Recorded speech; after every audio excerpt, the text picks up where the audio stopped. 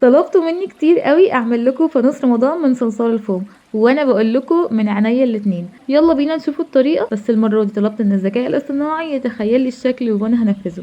ودي كانت نتيجة أول محاولة، بصراحة ما عجبتنيش خالص، وعشان كده قررت اختار شكل تاني. وفي نهاية الفيديو هوريكم الصورة اللي تخيلها لي الذكاء الاصطناعي، وهوريكم النتيجة النهائية اللي أنا عملتها. بس الأول مساء معاكم ندى.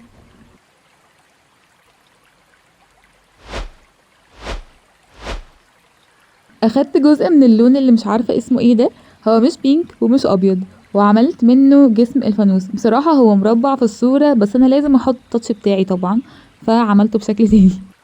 وزي ما انتوا شايفين، بعد ما كورتها برمتها بالمسطرة اللي تعباها معايا طول الوقت، بستخدمها في التصوير وفي التقطيع وفي ضرب الناس اللي بتضايقني. لا ثانية، بهزر، انا طيب ومش بضرب حد. حساها قلبت على المارشميلو قوي. يلا بينا بقى نحط عليه الشوكولاتة، اقصد القاعدة بتاعة الفانوس.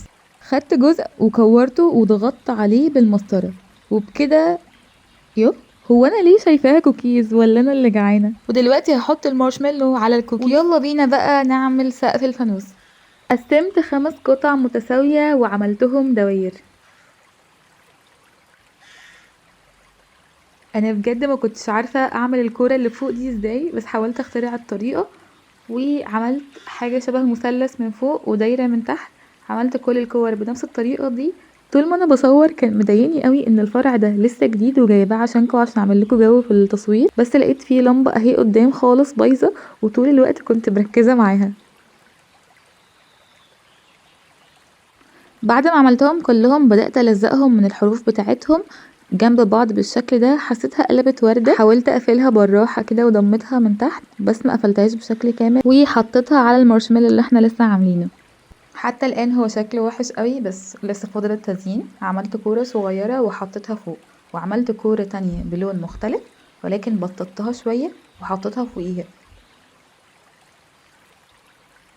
وعملت قمر صغير كده وحطيته من فوق.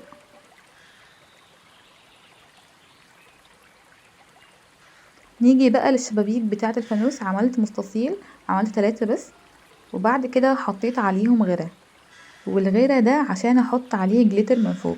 في فرشة ممكن احط بيها الغيرة، بس انا كنت مكسرة بصراحة اجيبها، فاستخدمت ايدي، وبجد كان صعب اوي ان انا احط عليه الغيرة كده.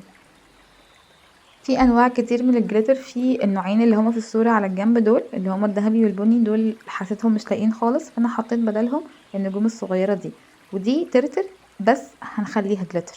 رشيت النجوم دي على الشبابيك من فوق، ولكن حبيت اجرب برضه اني احطها واحدة واحدة. لقيت انه ايه الذل ده كتير قوي وصعب، قلت احطهم مرة واحدة وخلاص.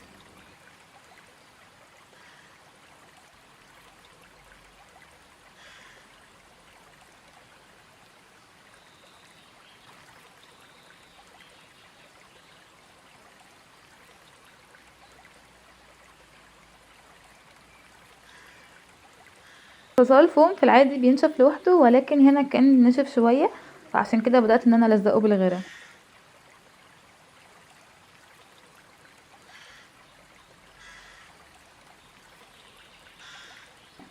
طب الأداة اللي جاية مع صلصال الفوم، بدأت ان انا اعمل فتحات صغيرة تحت عشان احط فيها كور صغيرة باللون اللي مش عارفة اسمه ايه ده اللي قلت عليه في الاول. ودي الصورة اللي قلدت منها بعد ما حطيت التاتش بتاعي. طبعا حاسة لسه في افضل من كده، ولكن قيموه برضو من 1 ل10.